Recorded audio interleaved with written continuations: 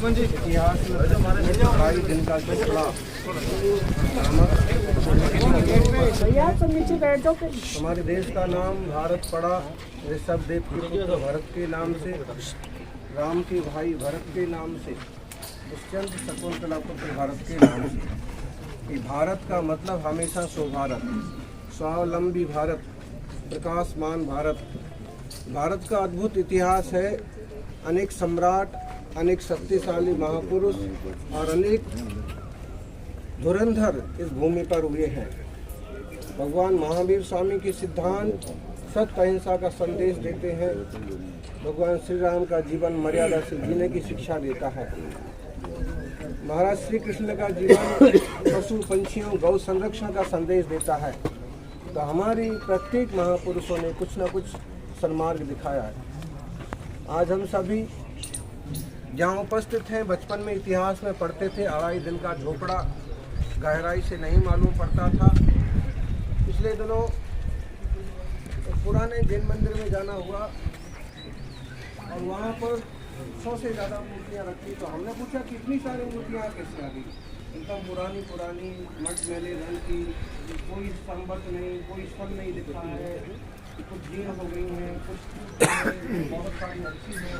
तो उन्होंने बताया कि अढ़ाई दिन की झोपड़ा में कुछ बताइए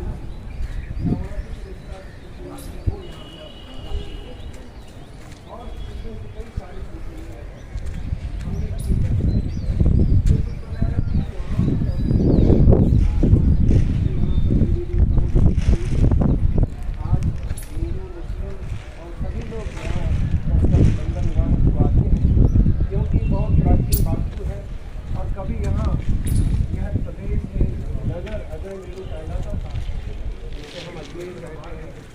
बड़े बड़े इनादर भी यहाँ पर थे, हिमालय भी यहाँ पर थे। और इस वास्तु को हम देख रहे हैं, ये भी काफ़ी प्राचीन है। हम अपने देश की गौरव को, अपनी गरिमा को पहचानें और सभी सत्य, सदाचार, शाकाहार के रास्ते चलें, परस्पर स्नेह भाव बना रहे। अगर कोई पूजा के स्थान है और आज सभी लोग जा रहे हैं तो सभी भले जाएं, लेकिन एक दूसरे का सम्मान और एक दूसरे की भावनाओं का सत्कार बना रहना चाहिए। क्योंकि भगवान ने सबके कल्याण की बात कही है, भ्रातृभाव आपसी प्रेम की बात कही है। महावीर कहते हैं जियो और जीने दो, और रामचरितमानस में कहा है परहित सरिस धर्म नहीं भाई।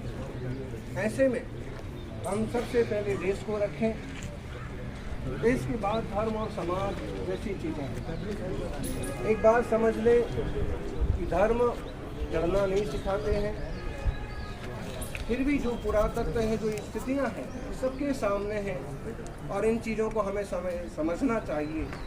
और जिनकी जो वास्तु है, जिनकी जो चीज़ें हैं, वो उनके अधिकार में होना चाहिए। और अगर हमारी सबकी वर्षों से धारणा बनी है कि हम भी पूजा करेंगे, हम भी इबादत करेंगे, तो करें, लेकिन उसमें फिर इस टाइप का माहौल ना बने, एकाधिकार की चेष्टा ना बने। अपन इस सब चीज़ की सावधानी रखें। धर्म प्रेम से रहना सिखाता है।